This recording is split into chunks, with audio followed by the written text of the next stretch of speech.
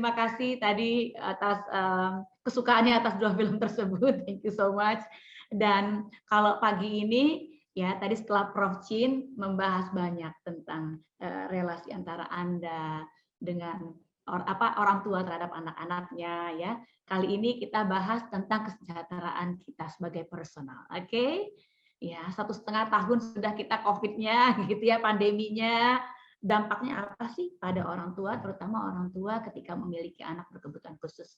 Namun sebelum saya mulai, saya ingin mengucapkan ya meskipun sudah lewat 1 hari, selamat hari ya, internasional, Hari Disabilitas Internasional. Kemarin saya udah bikin tulisan juga, kebetulan di Instagram, monggo dicek. Nah kali ini kita akan ngobrol tentang wellness throughout our life stages. Sebelum mulai, saya ingin nanya kepada semua sahabat YIP ABK yang sudah hadir hari ini. Ya, Anda sehat? Apakah Anda menghayati bahwa diri Anda sedang dalam situasi ya wellness yang baik, yang betul-betul optimal? Anda sehat? Nah, sebelum kita menguji apakah Anda merasa benar-benar sehat, betul-betul bahagia, ya, mari saya punya satu kuis untuk Anda. Yuk latihan jempol dulu ya, karena yang jawabannya paling cepat untuk 2 pertanyaan saya akan dapat hadiah buku ya nanti ya, buku cerita cinta. Itu semua kumpulan kasus-kasus di ruang praktik saya. Nanti Anda akan belajar banyak tentang perjalanan sebuah love story ya, mulai dari PDKT-nya hingga nanti sampai ke CLBK, perselingkuhan dan lain-lain, semua basisnya adalah kasus-kasus yang ya, bukunya ditulis selama 2 tahun, nanti itu buat Anda. Yuk kita lihat yuk, kita punya short quiz buat seluruh sahabat, siap-siap jempolnya di kolom chat. Oke. Nah, yang mana di antara 2 individu ini yang sehat? Yang mana yang wellness? Kita lihat di slide berikut, saya akan dibantu oleh tim dari YIP ABK. Silahkan. Kita lihat slide berikut yuk. Nah, ada nomor 1, kasus A, kasus B. Ya, untuk nomor 1, yang mana? Siapa yang lebih sehat? Mana yang wellness? Yang nomor 1 adalah perempuan. Ya, ini kayaknya kurang jelas ya ternyata ininya ya. Slide show-nya cukup jelas nggak di sahabat-sahabat semua? Cukup jelas slide show-nya atau agak buram sebetulnya? Saya melihatnya agak buram ya. Oke. Nah, ini baru kece. Ya. Nomor 1, perempuan usia 30-an. Oke. Duduk di depan nonton drakor berhari, makan makanan berlemak dan berkolesterol tinggi hingga kegemukan dan obesitas. Ini kasus real. Oke. Nah, perempuan yang B, usia 30-an, rutin exercise, makan makanan bergizi dan sehat, aktif bekerja dan bersosialisasi. Mana yang lebih wellness menurut Anda? A, B. Nomor 2, seseorang terkunci di luar rumah saat ia pulang kantor, kunci lupa ia bawa, belum ada yang pulang ke rumah, dia marah-marah, klakson berkali-kali, kemudian setelah beberapa waktu berlalu, ia coba buka paksa pintunya. Gagal, dia pecahkan jendelanya. Atau yang B, seseorang lainnya terkunci di luar rumah, namun ya karena belum ada yang pulang, ia bersantai di dalam mobil yang sejuk, mendengarkan musik. Kemudian saat waktu berlalu, dia pergi ke mall terdekat, ngopi, main ke tetangga, menikmati sore yang cerah. Which one? Mana yang betul-betul sebetulnya menggambarkan individu dengan wellness yang baik, dengan kesehatan yang baik. Nah, wah cepat banget jempol-jempolnya ternyata kalau chat langsung penuh, langsung 50-an. Oke, nanti saya dibantu oleh tim dari YIP ABK atau dari tim manajemen Forum Faroli untuk menentukan siapa yang dapat buku cerita cinta. Nah, coba kita lihat ya, that case di depan sana. Kira-kira menurut Anda, kalau Anda berada dalam situasi yang nomor 2, kita semua pernah kok ada dalam situasi-situasi yang mudah. Kalau kita berada dalam situasi yang nomor 2, kira-kira Anda akan berespons seperti apa ya? Berespons seperti yang nomor 2, A, atau berespons seperti pada yang nomor 2, B. Ya, ternyata itu menggambarkan seberapa Anda sehat secara emosional. Nah, jadi sehat itu yang mana ya? Kalau selama ini orang sadarnya sehat itu hanya sehat fisik. Maka kalau kita lihat case di depan, ya Case nomor 1 itu menggambarkan kesehatan fisik. Case nomor 2 itu menggambarkan respons emosional Anda. Baru saja kemarin, salah seorang pejabat publik ya, memberi respon yang sebetulnya maksudnya baik sebetulnya. Namun kemudian ya dipersepsi oleh berbagai macam perspektif tentunya. Nah, apa perspektif Anda? How you respond? Anda akan sangat marah-marah, mengutuk segala macam, ya. Ada orang yang nggak peduli dengan anak berkebutuhan khusus, atau sebetulnya Anda mampu menghayatinya dari kacamata berbeda. Ada banyak halayak, ya, orang-orang di sekitar kita yang nggak paham tentang anak berkebutuhan khusus. Apa respons Anda? Ya, saya sebagai salah satu orang tua dari anak berkebutuhan khusus yang udah saya tangani dari lahir, ya. Anak saya usia 11 tahun, anak pertama saya terlahir dengan autism ringan dan ADHD berat. Ya. Masuk sekolah, ya ditolak di sekolah sebelum akhirnya bisa sekolah beneran, dan di sekolah sebetulnya diperlakukan tidak adil. Karena ya, dia diharapkan untuk mampu mengerti bacaan, comprehending, bahwa dia dituntut untuk mampu menjawab dan berespons pada guru, dan kadang dia sangat sekali, kadang-kadang nggak ngerti. Maklum, autismnya dia nggak paham comprehending, interaksi sosial, komunikasi bagi dia adalah cuma part. Sementara kenyataan interaksi sosial adalah secara keseluruhan. Sebagai orang tua, apa respons Anda? Anda akan terganggu, kemudian nyesali diri, salahkan pasangan atau diri karena gen siapa ya, saling salah menyalahkan hingga akhirnya berpisah dan bercerai, atau sebetulnya sadar bahwa oh anak nggak butuh orang tua yang patah hati, anak butuh orang tua yang mampu bikin mereka terpenuhi kebutuhan-kebutuhannya. Anak butuh orang tua yang mampu bikin lingkungan sadar bahwa mereka jangan dibikin handicap, boleh disable, terhambat komunikasi, terhambat kemampuan bicara, terhambat dalam berjalan atau melihat, namun mereka nggak handicap karena mereka tetap mampu beraktivitas. Apa respons Anda? Ini yang akan kita bahas, membantu Anda sebagai persona, sebagai orang tua, kalau belum menjadi orang tua, sebagai persona yang mampu ya sejahtera secara fisik, mental, dan emosional. Oke, siap untuk masuk? Saya dibantu oleh tim nanti untuk menentukan di akhir acara ini, di akhir sesi saya, memilih satu tadi yang jawabannya paling cepat. Karena kalau di keker atas itu udah banyak nih jawabannya tadi paling cepat dan paling benar. Jadi jawaban wellness yang paling benar untuk nomor 1 adalah B. Ya, jadi rata-rata Anda semua sudah ngerti sebetulnya. Kalau udah ngerti, terus sesi kita ini buat apa? Kita perdalam kembali. Oke. Nomor 2 juga B. Mari kita lihat di slide berikut. Nah, apa itu wellness? Kalau Anda banyak googling, cari literatur, ya, sebetulnya akan kita bedakan antara wellness dengan well-being. Well-being ini adalah kesejahteraan secara emosional. Sering banget dibahas dalam perspektif positive psychology. Kalau sebelah kiri ini adalah memahami wellness. Wellness itu dulu ya dianggap sebagai sehat secara fisik. Namun kemudian ya dari hampir 1 dekade WHO bikin riset, review, akhirnya wellness dihayati sebagai integrasi antara ya kesehatan fisik, mental, sosial secara utuh. Oke, jadi yang mana wellness? Salah satu tokoh dalam positive psychology ya Howard L. Dunn itu bikin review tentang apa ciri orang yang sebetulnya menggambarkan wellness. Ya, yang pertama, mereka punya semangat hidup. Anda ngerasa nggak pagi ini Anda cukup semangat, bangun aja udah semangat gitu. Ya. Kalau Anda merasa bahwa Anda cukup punya semangat hidup sehari-hari, Anda tahu, ya, Anda punya antusiasme karena tahu Anda punya tujuan hidup. Anda meyakini bahwa hidup ada bermakna. Itu yang nomor 3. Maka ya sebagian dari ciri-ciri wellness sudah ada pada Anda sebetulnya. Anda mampu maksimalkan potensi diri. Bahwa ketika Anda sadar Anda handalnya dalam bermusik, Anda optimalkan, Anda ikut kompetisi kejuaraan atau apapun yang bikin Anda ngerasa tahu standar ukuran Anda di mana, ya, seberapa hebat Anda menguasai alat musik tersebut, untuk kemudian Anda lakukan sesuatu. Ya, di level yang lebih tinggi, tiba-tiba Anda sadar bahwa musik ini bisa dipakai untuk macam-macam tujuan loh.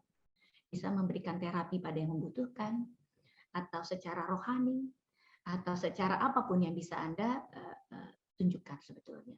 Nah, artinya nggak sekedar memaksimalkan potensi diri, Anda udah masuk ke level yang berikutnya. Menghayati bahwa hidup itu bermakna. Kehadiran Anda di muka bumi ini ada maksudnya toh. Nggak sekedar hadir, lahir, kemudian mati gitu. Tapi apa yang butuh Anda berikan? Apa yang bisa Anda lakukan? Punyakah kita tanggung jawab sosial? Ya, atau kita cuma diem-diem aja? Lihat ada banyak anak-anak yang terbatas kondisinya, terhambat. Ada banyak keluarga-keluarga yang terhambat dalam membesarkan dan mengasuh anak-anaknya. Mereka butuh edukasi sebetulnya. Siap nggak Anda untuk memberikan edukasi buat keluarga-keluarga di sekitar Anda? Ya, ada banyak yang bisa kita lakukan. Yang kelima, mampu nggak kita beradaptasi menghadapi perubahan-perubahan lingkungan? Sudah 1,5 tahun pandemi, Anda mampu beradaptasi nggak? Mampu switch nggak? Atau tetap kekeh? Yang tadinya tahu bahwa butuh bermain di market offline, Anda tetap kekeh di offline sehingga tergilas oleh mereka-mereka yang mampu dengan cepat switch online. Atau ya, semua orang sudah mampu menggunakan masker, bikin prokes dan segala macam, Anda adalah individu yang masih gagal untuk beradaptasi, masih kesulitan. Ya, di mana kendalanya? Sampai sebegitu rigid dan kaku, gagal untuk fleksibel. Nah, kita akan bahas ya, karena melihat dari poin 1, 2, 3, 4, 5, Dun ini akhirnya bikin simpulan atau review bahwa yang dibutuhkan untuk wellness, 3 aspek: sehat secara fisik, sehat mental, sehat secara sosial. Namun sebagai persona, as a person, apa yang dibutuhkan untuk mampu mencapai yang 5 ini? Ya, dari salah satu buku yang saya punya dari lebih dari 1 dekade yang lalu, saya suka buku ini kebetulan, judulnya An Introduction to Positive Psychology. Ya, dalam buku tersebut rumuskan ya ternyata nanti apa yang bisa dilakukan mencapai yang 5 ini, kita cuma butuh 3 hal. Coba diingat baik-baik. Yang pertama, kita butuh self-care. Jadi hari ini kita akan membahas tentang apa itu self-care. Kita udah cukup peduli nggak terhadap diri sendiri? Karena yang namanya rasa peduli itu menggambarkan love sebetulnya. Ketika Anda peduli pada diri Anda, ya, ketika Anda betul-betul care gitu ya pada diri Anda, itu namanya love. Jadi lawan dari love nanti bukan hate. Orang suka bilang benci atau cinta, itu bukan lawannya sebetulnya. Ya, justru kontinum seberangan dari love itu adalah love itu care. Nah, nanti kita akan bahas tentang self care. Ketika Anda betul-betul peduli pada diri Anda sendiri. Ya, yang kedua nanti kita akan juga bahas tentang self awareness. Sadar nggak tentang diri, emosi, strength point, ya pengalaman pribadi Anda. Anda udah hidup berapa puluh tahun? Coba di-share nanti di kolom chat biar saya bisa paham. Sudah hidup berapa puluh tahun? Ya.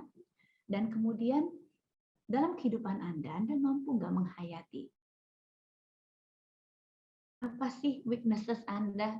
Apa sih emosi-emosi yang Anda rasakan? Can you regulate? Mampu nggak mengelola ini? Ya, jadi rata-rata kita umurnya 11-12 ternyata Bu Uri ya. Kita angkat selisih 1-2 angkatan saja berarti. Oke, terima kasih Bu Uri. Nah, nanti yang ketiga, setelah self awareness kita akan mengenal yang namanya self regulation. Ya, kemampuan individu untuk mengelola dirinya sendiri. Apakah kita sudah mampu ya mengelola diri agar di setiap periode tumbuh kembang, di setiap tahap kehidupan, kita mampu untuk fulfill setiap tantangan-tantangannya dan menjadi diri dalam versi yang terbaik. Siap? Nah, kalau siap, kita akan lihat ke slide yang berikut ini. ada self-care di sana. Apa itu upaya-upaya self-care? Anda pasti udah pernah banyak dengar ya, ada webinar, seminar yang membahas tentang upaya-upaya self-care. Apa itu self-care? Ya, self-care saat kita memberi perhatian atas kesejahteraan fisik kita, mental, spiritual, ya. Dan kalau Anda memang peduli pada aspek fisik Anda, sudah pernah melakukan weekly monitoring. Apa itu weekly monitoring? Weekly monitoring adalah pada saat Anda ya, ada materi ya. Ini materi ini untuk Anda, oke? Boleh Anda pakai juga untuk Anda edukasi orang lain, bebas. Ya, materi ini saya ambil dari berbagai literatur dan tuliskan literaturnya Anda bisa pakai kembali, oke? Nah, nanti ya, apa itu upaya self care? Kalau Anda betul-betul peduli pada diri Anda. Nah, Anda akan mampu melakukan weekly monitoring. Pernah lakukan weekly monitoring? Ini sering saya berikan pada klien-klien saya biasanya. Ya, yang keluhannya depresi, cemas, atau lagi unhappy atau apapun, ya, kita lakukan weekly monitoring dulu. Kira-kira dalam seminggu secara detail, ya, apa kehidupan dijalani. Mulai dari bangun, ya, dibangunkan atau dibantu, kemudian pada saat bangun tidur apa yang dilakukan pertama kali, jam berapa ya, kemudian jam berikutnya apa lagi yang dilakukan, sarapannya sama siapa, apa yang dikerjakan di sarapan, siapa yang menyiapkan sarapan, ya apa yang dilakukan di meja sarapan tadi sudah, bersama siapa, ya apa yang dibahas, kita runutin sehingga Anda dapat profil kira-kira ya jam tidur Anda sudah cukup belum, pola istirahat Anda seperti apa, relasi Anda dengan sekitar itu bagaimana. Ya, semua dari aspek fisik ini akan betul-betul terpampang nyata kalau Anda bikin weekly monitoring tadi. Bikin saja tabel sederhana, ya, mumpung jelang akhir tahun itu betul sekali tadi kata sahabat-sahabat IPAB yang udah bergabung maupun sahabat Ferauli, ya. Nah, kemudian Anda review apa yang Anda makan, exercise Anda. Ini adalah acuan dari APA sebetulnya, sumber dari APA, American Psychological Association, dalam merumuskan tentang upaya self-care. Jadi secara fisik pastikan Anda cukup tidur. Ya, ada banyak klien yang bermasalah secara emosional, jadi ambang toleransi, frustrasinya tipis. Kemudian mudah marah, moodnya naik turun, gagal untuk berkonsentrasi, kemudian dia berkebutuhan khusus yang sulit dihandle. Padahal jangan-jangan dia cuma kurang tidur gitu. Kualitas tidurnya buruk. Ya. Pusat emosi itu adanya di otak. Jadi kalau ada yang nyanyi sakitnya tuh di sini, berarti belum belajar bahwa sakitnya itu sebetulnya bisa di otak. Nah, otak butuh istirahat. Beri otak Anda tidur 8 jam sehari. Ya, nggak bisa didiskon. Ya, saya aja masih berkutat hingga saat ini memperjuangkan untuk bisa tidur 6-7 jam per hari. Dulu sepanjang hidup saya masih muda-muda dulu umur 20-20-an atau sekian belas, saya tidur 4 jam per hari. Saya suka nulis buku, baca-baca buku. Jadi buku-buku itu dikerjakan malam-malam hari, dini hari, ya, baca berbagai literatur sehingga ya gitulah matanya jadi kacau sekali.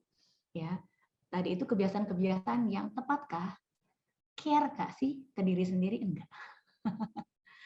Ketika Anda makan sembarangan, ya dan lucunya saat Anda stres, your body itu craving for makanan-makanan yang nggak sehat, yang berlemak-lemak, yang berkolesterol, ya tadi. Ya, semakin Anda stres, makanan Anda makin nggak sehat sebetulnya. Nah, pastikan Anda makannya bergizi. Sekali-sekali konsul deh ke dokter spesialis gizi klinis. Lakukan latihan. Kalau APA menganjurkan 30 menit sehari saja. Nah, satu upaya fisik ini disebut sebagai P3K-nya. Untuk memperjuangkan diri yang sehat.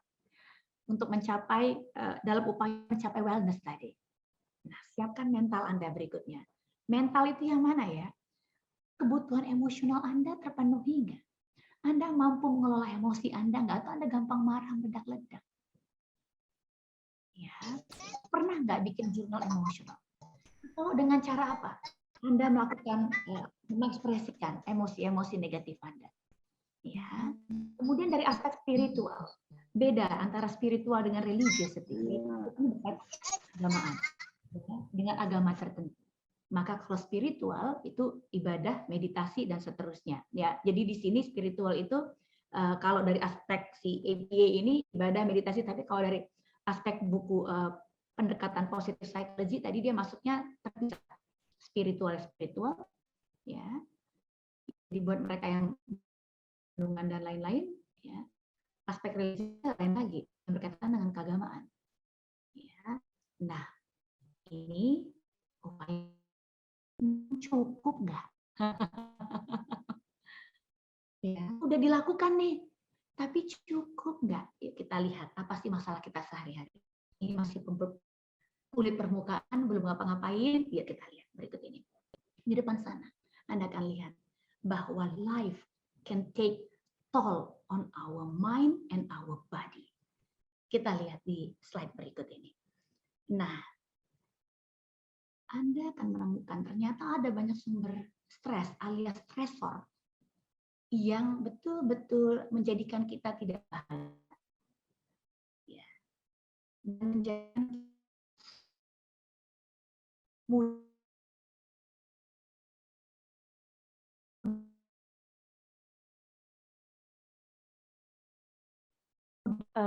sepertinya agak terputus-putus.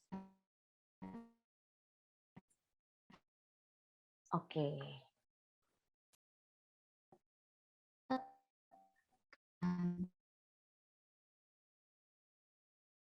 Iya.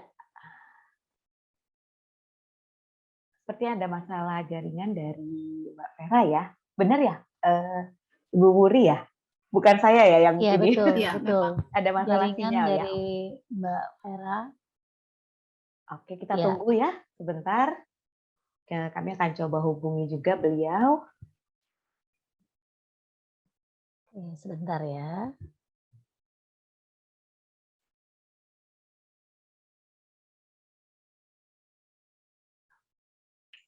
Selamat datang kembali.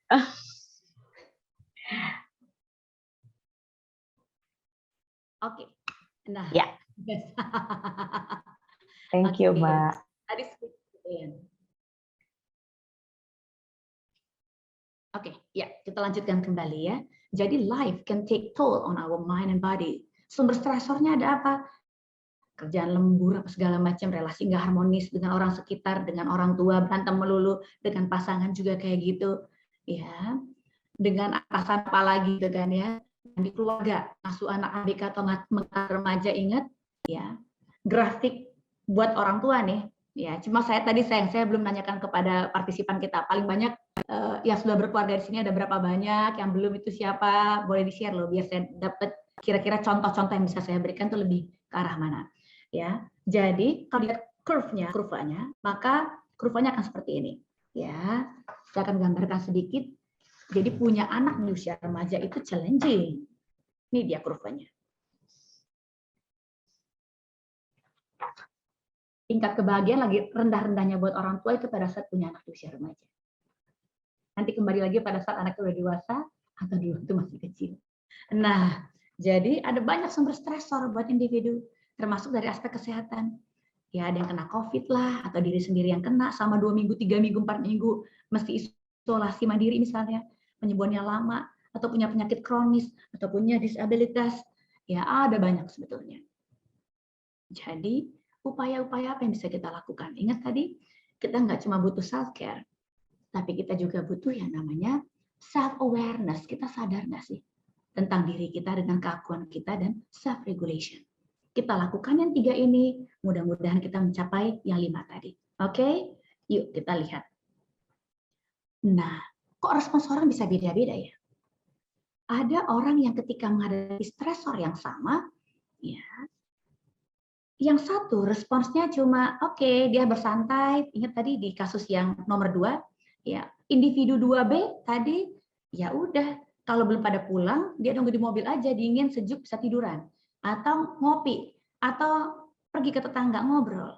Tapi ada orang yang betul-betul ketika dia terkunci, dia marah-marah. Dia ngamuk-ngamuk, nelfon keluarganya yang belum pada pulang, tuh buru-buru untuk segera pulang.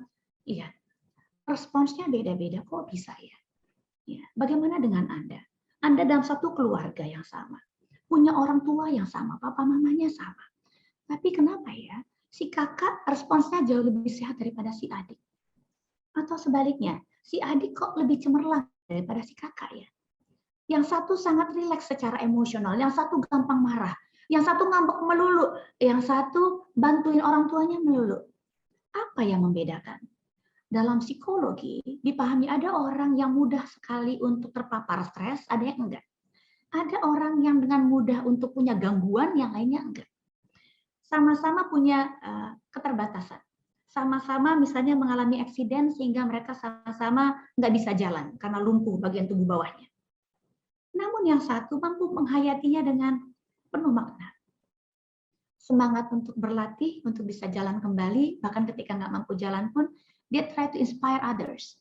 Yang satu menyesali hidup, marah-marah, dan pengen mati bunuh diri. Lihat bedanya. Bedanya gimana ya? Di psikologi disebut istilahnya diathesis atau diathesis. Kita lihat yuk. Ya, nah di slide berikut ini, nah Anda akan temukan apa itu diathesis. Ya, jadi secara psikologis kalau boleh digambarkan, tangki emosional kita itu ibarat sebuah gelas. Gelasnya ya ada yang terisi penuh sehingga sebuah kejadian kecil saja tiba-tiba terkunci di luar rumah udah bikin dia tumpah ruah luber keluar. Ya. Atau kejadian kecil saja ada sesuatu yang sangat judgmental tentang anak ABK, dia marah-marah sampai pengen lesu. Ada orang yang kemudian sadar bahwa ternyata profil anak ABK itu kurang dipahami toh secara umum, sehingga dilakukan sesuatu. Nah, ada lagi orang yang iya ya, ketika diklakson orang di tengah jalan lagi nyetir mobil, diklakson oleh orang, dia marah, orangnya dipepet, dikejar-kejarin gitu. Apa yang membedakan? Ternyata gelas emosional Anda itu sebetulnya betul-betul sudah ada profilnya sendiri, secara biologis, secara sosial, secara psikososial atau psikologisnya. Nah, kalau dulu John Locke pernah mengatakan bahwa setiap orang terlahir kayak kertas kosong gitu, tabula rasa, ya sebetulnya nggak tepat juga sih. Karena setiap individu terlahir dengan bawaan genetis tertentu. Contoh, kalau secara psikologis anak yang agresif, ya atau temperamen bawaan seperti temperamen yang difficult. Misalnya kalau pernah yang diturunkan secara genetis. Jadi kalau Anda merasa bahwa Anda coba jangan-jangan papa atau mama memang kerasnya sama seperti Anda, atau dari keluarga besar papa dan mama. Dalam transgenerational psychology itu bisa 7 turunan loh, turunkannya pola-pola yang sama tadi. Ya, atau Anda cemas. Kecemasan pun diturunkan sebetulnya. Wah, suara saya putus-putus ya. Oke. Karena di sini kebetulan mulai hujannya ya di tempat saya. Hujannya agak deras dan angin kencang, jadi mudah-mudahan ini nggak ngaruhin internet saya secara keseluruhan ya. Thank you ya untuk masuk. Saya akan upaya untuk pelan-pelan sedikit. Ya, terima kasih Mbak Uri. Nah, jadi ya pada saat kita sadar bahwa dari tesis kita tadi secara biologis sudah ada gitu. Misal ada gangguan medis yang bikin kita secara emosional mudah marah, ya emosionalnya nggak tepat, atau memang terlahir dengan kecemasan bawaan, kebayang nggak? Udah cemas dari lahir, ya. Tinggal di lingkungan keluarga, jadi lihat social factor-nya sekarang, tinggal di lingkungan keluarga yang betul pencemas, ya papa mamanya gampang histeris misalnya, atau keluarganya disfungsional. Ya, ayahnya nikahnya sampai berapa kali, sampai 3 kali, 4 kali, pulang sekali setahun. Ibunya marah-marah terus, ibunya bekerja keras banting tulang, ya.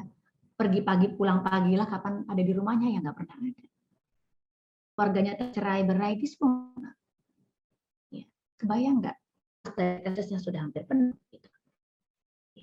Kemudian secara psikologis, ya, dia merasa gitu, cara berpikirnya misalnya kaku, merasa benar, kan ya. Gelas tesisnya sudah hampir penuh. tinggal diisi sedikit ya tumpah. Nah, Anda gelas emosionalnya seperti apa? Mudah tumpah nggak?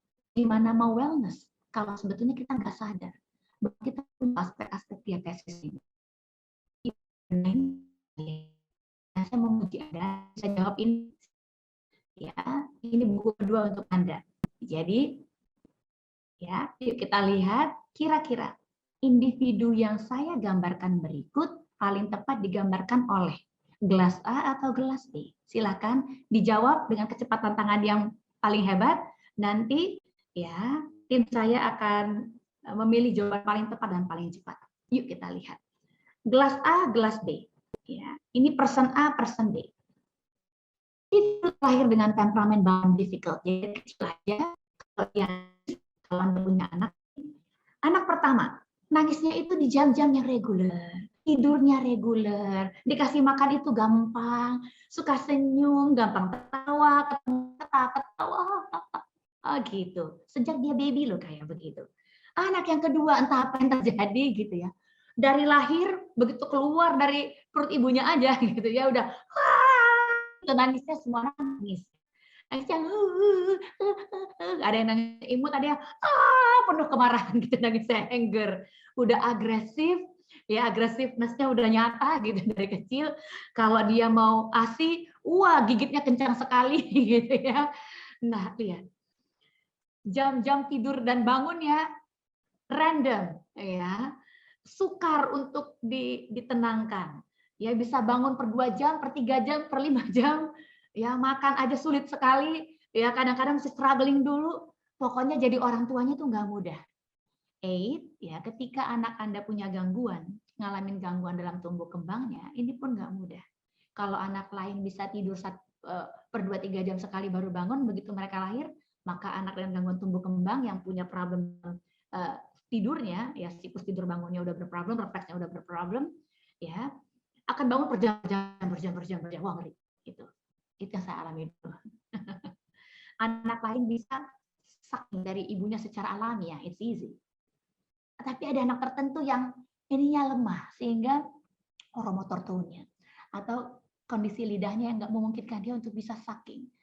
Sebagai ibu yang baru punya anak satu, Anda bingung. Kok semua orang bisa nyusuin bayinya dengan mudah, kok Anda enggak? Apakah Anda ibu yang baik?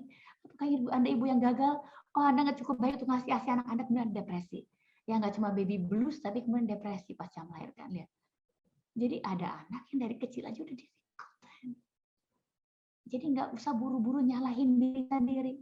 Jangan-jangan anaknya udah punya profil waktu hadir ke Anda. Profilnya nggak mudah, Anda pun juga punya profil. Ini profilnya. Nah, kalau profil pada pertanyaan di depan A atau B, yes, betul sekali B.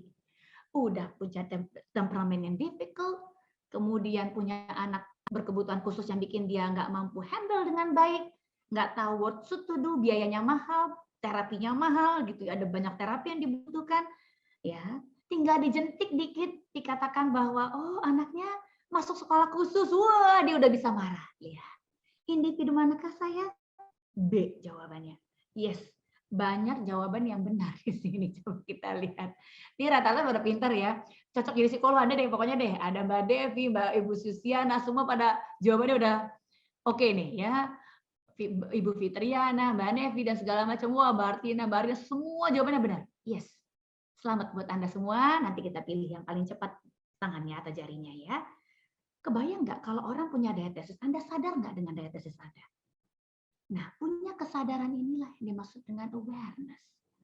Self-awareness ini nggak cuma sekedar sadar tentang diabetes Anda. Ya, diabetes kan juga tadi banyak. Ada bakat-bakat psikologis yang Anda miliki juga itu diabetes. Kecerdasan Anda itu juga diabetes. Ada yang cerdas, ada yang nggak cerdas. Bedanya orang cerdas mampu cari tahu apa yang dia butuhkan, ngatasin masalah-masalah hidupnya. Tapi ya bisa juga jadi sangat complicated. Maklum, rumit gitu cara berpikirnya. Keras kepala lagi. Wah, berat deh. Ya. Sekarang kita lihat yuk di slide berikut. Nah, seberapa pentingkah self-awareness? Apa itu self-awareness? Karena self-awareness ini salah satu prediktor yang berkaitan dengan kesuksesan hidup Anda. Sukses ini subjektif ya, jangan saya nanti dimarah-marahin. saya dianggap nggak sukses nih oleh Mbak Vera nih, gitu. Bukan, sukses itu subjektif penghayatan Anda. Yang penting Anda sadar dulu, Anda aware dulu tentang diri Anda sendiri. Paham nggak, sadar nggak? Dari dia tesis tadi aja udah tuliskan dong dari sekarang. Tuliskan di handphone Anda, share nih kita di sini. Iya ya, dari tesis Anda apa ya? Secara biologis, psikologis, dan secara sosial. Sosial itu lingkungan tempat Anda tinggal. Jangan-jangan waktu SD Anda tinggal di lingkungan yang suka ngebully orang, atau tetangga nggak ada yang sehat semua, ya. Atau tadi ya, lingkungannya betul-betul bikin Anda tertekan karena tinggal di lingkungannya Anda, gurunya pilih kasih, orang tuanya pilih kasih, ya, berat hidupnya. Coba Anda review. Nah, sekarang kita masuk tentang the self itu sendiri. Self awareness berkaitan dengan self concept, ya. Ide-ide, skema-skema yang Anda hayati tentang diri Anda. Coba tulis 5 hal tentang Anda. Itu menggambarkan self concept sebetulnya.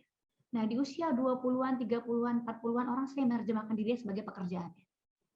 Contoh, Mbak Vera jelaskan diri Mbak Vera dong, saya psikolog, Pak. Itu adalah pekerjaan. Atau Mbak Vera jelaskan Mbak Vera dong, ya saya ibu 2 anak. Atau saya punya anak dengan gangguan tumbuh kembang yang kompleks. Nah, itu adalah bagian dari self concept. Atau saya adalah orang yang mudah bergaul, menyenangkan, itu juga self concept. Baru problem ketika apa yang Anda hayati tentang diri Anda nggak cocok, nggak matching dengan apa yang Anda harapkan ada pada diri Anda. Inilah salah satu sumber unhappiness pada setiap manusia di muka bumi. Kita lihat yuk. Nah, ini dia. Di slide berikut Anda akan temukan. Iya ya, kalau saya bercermin. Coba ambil kamera handphone Anda saat ini. Ya. Make a selfie. Apa yang Anda temukan di sana? Apa yang Anda lihat? Refleksi seperti apa yang Anda harapkan ada? Ya. Apa yang Anda temukan? Apa itu self-reflection? Self-reflection adalah ketika Anda sadar nggak sadar melakukan antara apa yang Anda hayati sebagai diri Anda dengan apa yang Anda harapkan ingin Anda capai. Self-idealnya, ideal self-nya. Tiap orang punya ideal self. Tapi kalau ideal self ini terlalu besar, terlalu tinggi, terlalu jauh dari apa yang Anda hayati tentang diri Anda, maka akan ada gap, ada diskrepansi.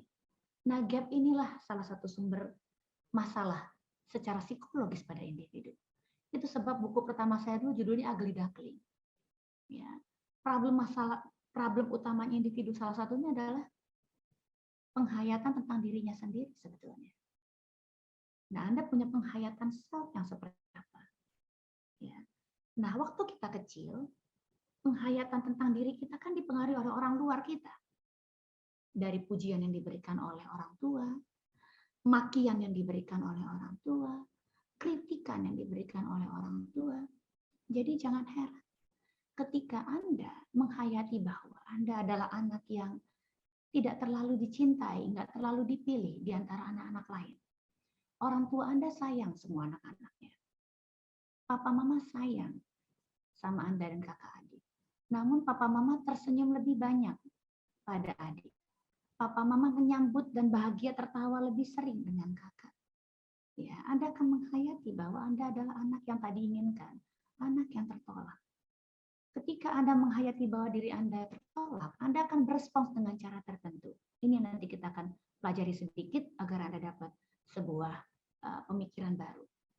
Kemudian Anda menghayati bahwa Anda tertolak, lantas Anda berespons.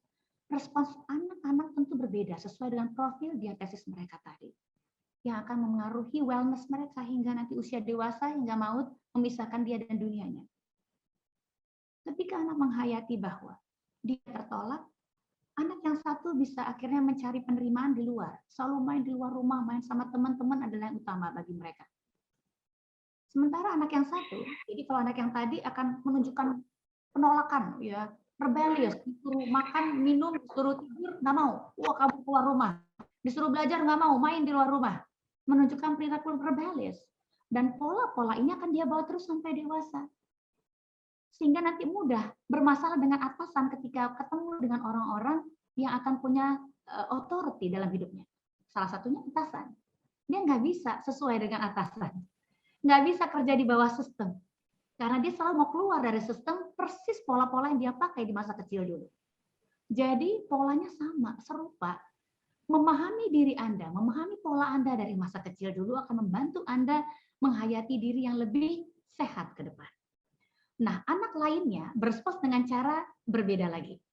Saat menghayati mereka tertolak, nggak terlalu diterima oleh orang tuanya, dia berupaya memahami apa yang bikin orang tuanya happy. Oh, kayaknya orang tuanya happy kalau dia punya prestasi deh.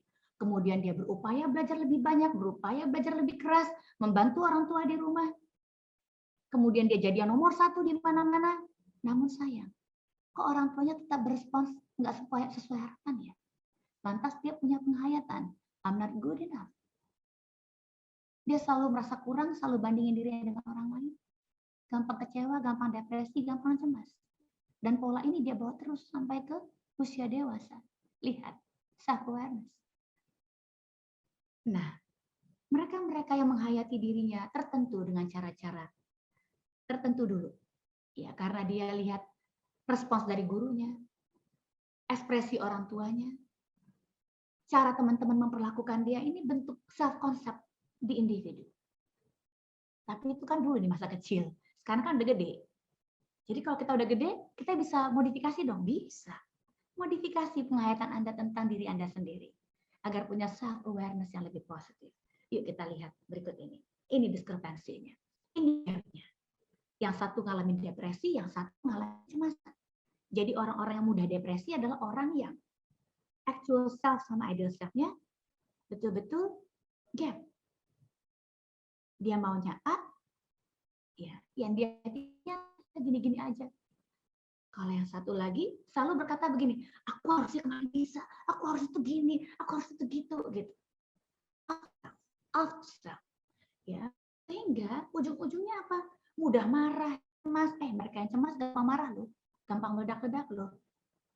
Atau Anda punya dua-duanya, udah gampang depresi, gampang cemas lagi. Oh. All unhappiness is due to wrong expectation. Jangan pernah berharap jadi yang bukan diri Anda. Biarkan penghayatan di masa lalu yang diberikan oleh orang tua, teman, guru di masa lalu, tinggal di bagian masa lalu Anda. Beri penilaian baru tentang diri Anda sendiri. Ya, mana? Yuk kita regulate diri kita. Ini yang bagian yang ketiga, self regulate. Kelar nih. Ya, siapkan. Nah, lihat. Kita lihat berikut ini. Anda akan lihat internet saya unstable kembali. Anda akan lihat ya, ini adalah tahap-tahap perkembangan psikososial seperti yang diminta oleh PABK. Kita akan bahas di tiap tahap, tapi singkat aja ya, waktu saya kan cuma 1 jam. Nah, bagaimana cara mengelola diri di tiap tahap usia, Mbak Vera? Udah telat dong, Mbak. Udah yang ada 30-an ya, atau 40-an, udah middle age, gitu kan ya. Udah stagnan nih saya, nggak bisa berkembang lagi dong. Itu keliru. Siapapun bisa mengelola dirinya untuk jadi lebih baik dalam versi yang terbaik kapanpun yang dia mau. Asal bersedia fleksibel, membuka diri. Ya, tentang cara-cara menghayati diri dalam versi yang lebih baik. Siap? Ya, coba sama-sama kita lakukan, oke? Kita mundur dari usia yang sekarang. Mundur terus. Ya, hayati Anda saat ini itu adalah individu berapa. Ya, share nanti sama saya boleh. Di sesi tanya jawab atau di kolom chat sekarang. Anda individu yang seperti apa sih? Ya. Nah, kita akan mundur dari belakang. Di usia 01 tahun dulu, ya, setiap individu tuntutan atau tantangan kehidupannya secara psikososial adalah untuk membangun trust mistrust. Ya, maklum di 01 tahun pertama hidupnya kita itu masih dependent. Dependent dengan orang-orang di sekitar kita. Ya. Nah, jadi ketika orang tua kita nggak responsif, lingkungan nggak responsif, saat kita nangis nggak ada yang datang. Kadang-kadang ada yang datang, tapi seringnya nggak ada yang datang sampai nangisnya, gitu. Si bayi akan punya penghayatan bahwa dunia nggak bisa dipercaya. Jadi kalau Anda punya rasa mistrust, sebetulnya sumbernya udah panjang dari dulu. Ya, kalau diteruskan polanya, ya udah mistrust lingkungannya di usia 2-3 tahun, kemudian dia mau baru bisa jalan, dia mau coba explore di rumahnya bentar-bentar nggak boleh, dilarang, bahkan didudukkan dalam kandang gitu ya. Dia jadi ragu-ragu tentang dirinya, bahkan mudah malu karena nggak dibolehin, dilarang, disenggak, dimarah-marahin. Padahal masih kecil, kadang-kadang dipukul-pukulin. Dampaknya apa? Terbentuk nggak inisiatif atau TK? Enggak, yang ada guilt, mudah merasa bersalah, dan core masalah manusia yang paling basic adalah rasa malu dan bersalah. Self-blaming dan ashamed. Ini dia. Terbentuknya di 3, 4, 5 tahun pertama. Jadi nanti waktu di usia sekolah, apakah dia mudah merasa kompeten tentang dirinya? Enggak. Saat orang berupaya untuk kompeten di berbagai area dalam hidupnya, ya ada yang jago di akademis, ada yang di non akademis, mereka ngerasa kompeten. Ada orang yang ngerasa inferior, dia nggak mampu ngapa-ngapain, nggak bisa ngapa-ngapain. Sehingga di usia remaja semua diteruskan kembali. Sampai usia dewasa, isolate dirinya sendiri karena ngerasa dia nggak bisa gaul, nggak bisa cari pekerjaan yang sesuai dengan kemauannya, dan seterusnya. Terus sampai di usia parubaya kemudian ngalamin krisis parubaya. Ngalamin hidupnya stagnan, unhappy, despair pada saat tua. Selesai deh. Bisa kita ubah. Gimana caranya? Waktu saya tinggal 10 menit, saya akan upayakan 10 menit kita kelar. Oke? Gimana caranya? Yuk, temukan sesuatu yang menjadi kelebihan Anda di tiap tahap usia tadi. Anda mau lulus SD? Yes. Dengan baik? Ya. Masuk SMP favorit Anda? Yes. Apa yang Anda katakan pada diri Anda sendiri? Pernah dipuji? Tapi semua orang juga mampu gitu, Mbak? Enggak. Ada orang yang Anda datang nih ke penjara, lapas anak laki-laki Tangerang. Itu tempat saya biasanya dulu nemenin mahasiswa-mahasiswa S2 profesi saya kalau saya jadi dosen tamu di Untar. Ya. Mereka adalah anak-anak dari SD udah putus sekolah, punya hambatan belajar lah yang nggak dipahami oleh orang tuanya, gangguan belajar yang nggak dipahami, punya gangguan tumbuh kembang yang nggak dimengerti. Lihat, Anda bisa melewati semuanya. Apa yang bikin Anda bertahan? Seandainya Anda cerita, tapi orang tua saya berantem dulu Mbak waktu saya SD. Yes, ketika orang tua Anda berantem, Anda mampu loh tetap berprestasi. Apa kekuatan? Oh, this is strength. Tapi saya dimusuhin teman-teman, Mbak. Yes, Anda dimusuhin teman aja, Anda mampu melewati masa SMA Anda dengan baik loh. Temukan skema-skema baru tadi sebagai langkah awal untuk punya new self-awareness sebagai landasan kita masuk ke tahun yang baru nanti. Oke? Nah, gimana caranya Mbak biar bisa lebih positif tentang diri, biar bisa lebih happy menghayati kehidupan Mbak? Yuk kita lihat yang satu ini. Ya, kita akan sama-sama tadi Anda sisir itu satu persatu, itu udah persis kayak melakukan workshop atau satu sesi dengan seorang psikolog. Nah, sisipkan dalam mengelola diri Anda sendiri. Sudah mampu belum? Ya, melihat dari sisi-sisi yang terbaik. Jadi waktu menghayati hidup Anda, yang keluar segala sesuatu yang buruk atau yang positif. Mereka dengan positif mindset akan mampu melihat dari sisi terbaik. Berharap pada hasil yang terbaik, bahwa besok yang terjadi akan lebih baik. Gimana caranya Mbak biar punya positive mindset? Yuk sama-sama kita lakukan sekarang ya. Kita punya yang namanya positive approach. Agar tadi selain sehat secara fisik dalam self-care tadi, dan sehat mental, Anda juga punya self-regulation yang juga positif. Self-awareness yang juga tadi penghayatannya positif. Self-konsepnya positif. Yuk, saya bantu, kita lihat di slide berikut ini sebagai slide terakhir saya. What went right? Apa yang masih berjalan dengan baik-baik saja dalam hidup Anda? Saya sering sekali bertemu klien yang keluhan melulu yang dia ceritakan dalam satu sesi yang bersama saya. Ya, bahwa orang tua saya begini, bahwa anak saya begitu, pasangan saya begitu, dan seterusnya. Lupa. Meskipun pasangan Anda demikian. Pasangan masih pulang setiap hari ke rumah, yes. Masih bertanggung jawab pada keluarga, ya. What went right? Tuliskan. Bahwa Anda masih baik-baik saja, yes. Selama pandemi Anda survive, ya. Banyak orang gulung tikar loh. Atau kalau Anda punya ABK misalnya, what went right? Anak Anda masih tumbuh dan makin hari makin baik perkembangannya, ya. Skills-nya bertambah, yes, of course. What went right? Sebutkan 3 saja. Tiba-tiba apa yang Anda rasakan tentang diri Anda? Rasanya lebih baik, right? Lebih positif? Ya, anggukkan kepala Anda. Rasanya lebih baik, lebih positif. Mau lebih kuat lagi? Tambahkan 1 poin lagi. What is your strength point? Setelah tadi what went right, apa yang berjalan dengan baik selama ini, apa strength point Anda? Iya, saya orang yang sabar, Mbak Vera. Saya persistent, yes. Saya cepat belajar, bahkan di hari weekend saja ikut kelas-kelas seperti ini. Very good. That's your strength point. Apalagi strength point Anda? Atau strength point anak Anda ketika anak Anda adalah anak kebutuhan khusus. Anak saya misalnya, iya. Untuk anak seperti dia, yang gangguannya sama seperti dia berkembang dengan sangat baik. Bahkan dia sangat peduli pada orang lain, meskipun dia nggak ngerti conversation secara mendalam. Ya, kalau ada di lift, dia yang bukain lift buat semua orang dan nahanin sehingga orang keluar. Ya, meskipun dia punya kekakuan-kekakuan, nggak usah diingat kekakuan dan preokupasinya. Lihat hal-hal terbaik yang jadi strength point-nya dia. Bahwa dia cakep, dia ganteng, dia sehat. What is the strength point dari putra-putri Anda? What is the strength point dari pasangan Anda? Bahwa ya, meskipun nyebelin, jangan ingat nyebelinnya, tapi beliau mampu, masih bersedia main sama Anda. Kalau Anda, apa strength point Anda? Tuliskan, tiba-tiba rasanya lebih positif, bahagia.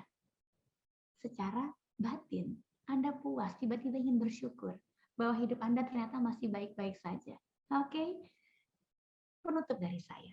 Ini dia sebuah quote untuk Anda, ya, yang saya kutip dari Stanford. Health is a state of body, tapi wellness is a state of being. Make sure diri Anda sudah mencapai wellness tadi. Oke, sekian dari saya. Saya kembalikan kepada Kak Eva Sinaga. Silakan Kak Eva.